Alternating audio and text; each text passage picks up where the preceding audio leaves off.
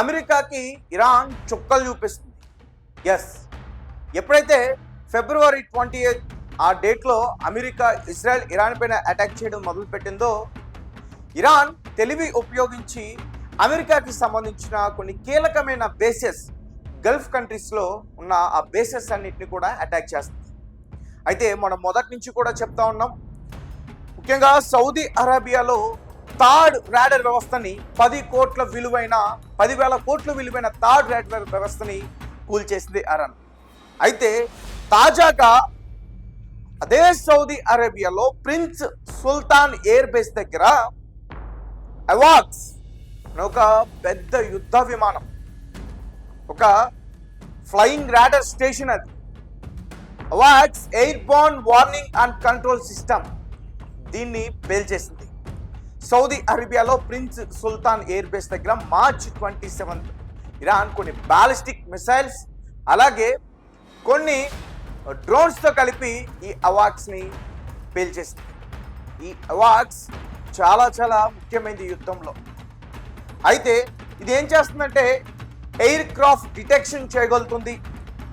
ఎనిమికి సంబంధించిన ఏమైనా మిసైల్స్ వస్తే వాటిని ఈజీగా డిటెక్ట్ చేస్తుంది, గుర్తిస్తుంది, మిసైల్ని డిటెక్ట్ చేస్తుంది, అలాగే డ్రోన్స్ని డిటెక్ట్ చేస్తుంది. ఫైటర్ కంట్రోల్, ఏ అయితే వాళ్ళ ఫైటర్ జెట్స్ ఉంటాయో వాటిని ఇది కంట్రోల్ చేసే ప్రయత్నం చేస్తుంది. అలాగే వార్ కోఆర్డినేషన్, ఏ అయితే ఇతర హెలికాప్టర్స్ కావచ్చు, ఫైటర్ జెట్స్ కావచ్చు, కమాండర్స్ని, వీళ్ళందరినీ కూడా కోఆర్డినేట్ చేస్తుంది. సో ముఖ్యంగా కమ్యూనికేషన్స్. సో ఎందుకంటే ఈ ఫైటర్ జెట్స్ ఎనిమీ మిసైల్స్ని ఈజీగా డిటెక్ట్ చేయగలరు, కొంచెం టైం పడుతుంది. కానీ ఈ అవాక్స్ ఏం చేస్తుందంటే 100 కిలోమీటర్ల దూరంలో ఉన్న 200 కిలోమీటర్ల దూరంలో ఉన్న దీన్ని ఈజీగా గుర్తించగలదు. సో అందుకనే అవాక్స్ చాలా చాలా కీలకమైంది. దీన్ని సౌదీ అరేబియాలో ప్రిన్స్ సుల్తాన్ ఎయిర్ బేస్ దగ్గర పెట్టారు. దాన్ని కావాలనే ఇరాన్ అటాక్ చేసింది. దీన్ని అటాక్ చేయడం వల్ల యుఎస్కి చాలా నష్టం. యుద్ధం కూడా ఇప్పుడు కొంచెం చేయడం కష్టం అవుతుంది. ఎందుకంటే ఇది లేకపోతే యుఎస్కి సంబంధించిన ఎయిర్ ఫ్లోస్ బ్లైండ్ అయిపోయినట్టే, అంటే గుడ్డిది అయిపోయినట్టే. అలాగే ఫైటర్ జెట్స్ కోఆర్డినేషన్ మిస్ అవుతుంది, రాడర్ కవరేజ్ తగ్గుతుంది, వార్ డిస్అడ్వాంటేజ్ అవుతుంది యుఎస్కి. సో దీన్ని ఐ ఇన్ ద స్కై అని కూడా పిలుస్తారు. ఎందుకంటే ఇది ఎనిమీ మిసైల్స్ వస్తే వాటిని ఇంటర్సెప్ట్ చేయగలదు, ఫైట్ చేయగలుగుతుంది, బాంబర్స్ లాంచ్ చేయగలుగుతుంది, సోల్జర్స్ని కూడా క్యారీ చేయగలుగుతుంది, అలాగే వార్ కంట్రోల్, అలాగే రాడర్, ఇవన్నీ కూడా ఇది చేయగలుగుతుంది. సో అవాక్స్ airborne warning and control system యుఎస్కి సంబంధించిన చాలా చాలా ఎంతో కీలకమైన యుద్ధ విమానం. బోయింగ్ E-3 దీని కోడ్. సో ఇది 400 నుంచి 500 వరకు కూడా డిటాక్ట్ చేయగలే కెపాసిటీ దీనికి ఉంది. దీన్ని తాజాగా మార్చ్ 27 డేట్లో ఇరాన్ పేల్చేసింది. ముందుగా రాడర్ డోమ్ని పేల్చింది, తర్వాత టెయిల్ సెక్షన్ ఎక్కడైతే ఉంటుందో అదంతా కూడా పూర్తిగా ధ్వంసం అయిపోయింది. సో దీంతో యుఎస్ వార్ డిసడ్వాంటేజ్ అయ్యే పరిస్థితి అయితే కనిపిస్తుంది. ఎయిర్ ఫోర్స్, యుఎస్కి సంబంధించిన ఎయిర్ ఫోర్స్ బ్లైండ్ అయ్యే పరిస్థితి కూడా ఉంది.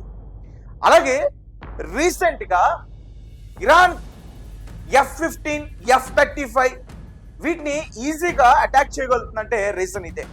ఎందుకంటే ఎంతో ఇంపార్టెంట్ అయిన ఈ అవాక్స్ని ఆల్రెడీ కూల్ చేశారు. సో ఒక ఎయిర్లో ఈ ఫ్లయింగ్ రాడర్ సిస్టమ్ ఇది పైనుండి మొత్తం కూడా కంట్రోల్ చేయగలుగుతుంది రాడర్ లాగా. సో అలాంటిది కూలిపోయినప్పుడు కమ్యూనికేషన్స్ దెబ్బతింటాయి ఖచ్చితంగా ఫైటర్ జెట్స్కి. అందుకనే F-15 కూడా దాడికి గురైంది. అలాగే వాళ్ళ పైలట్స్ కూడా సరైన కమ్యూనికేషన్స్ లేక ఎజెక్ట్ అయిపోయారు. సో మొత్తానికి రెస్క్యూ చేసి కాపాడారు అనుకోండి. బట్ ఇరాన్ అయితే మాత్రం చాలా తెలివిగా యుద్ధం చేస్తుంది మొదటి నుంచి కూడా.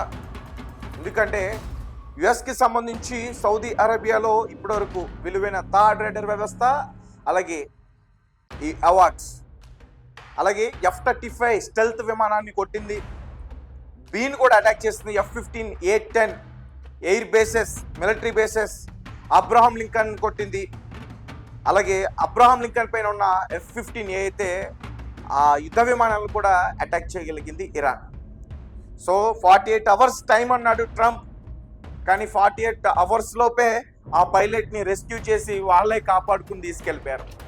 మరి యుద్ధం ఎటువైపు వెళ్తుందో అసలు ఎవరికి కూడా అర్థం కావట్లేదు, ఏ దిశగా వెళ్తుందో. కానీ యుద్ధం వల్ల పూర్తి స్థాయిలో నష్టపోతుందైతే మాత్రం గల్ఫ్ కంట్రీస్. అలాగే ఈ ఆయిల్ గ్యాస్ ఏదైతే ఉందో అక్కడి నుంచి ట్రేడింగ్ చేసుకుంటున్నారో, ఇటు వెస్ట్ ఆసియా కావచ్చు, ఈస్ట్ ఆసియా కావచ్చు, అటువంటి దేశాలు కూడా ఈ కొరతను చూస్తున్నాయి. ఈ ఆయిల్కి సంబంధించి, గ్యాస్కి సంబంధించి కొరతను చూస్తున్నాయి. తీవ్రమైన సంక్షోభాన్ని ఎదుర్కోవాల్సిన పరిస్థితి అయితే ఉంది. సో యుఎస్కి సంబంధించిన చాలా చాలా కీలకమైన అవాక్స్ air warning and control system అయితే ఇరాన్ అటాక్ చేసింది. దీన్ని అటాక్ చేయడం వల్ల యుఎస్కి చాలా చాలా నష్టం.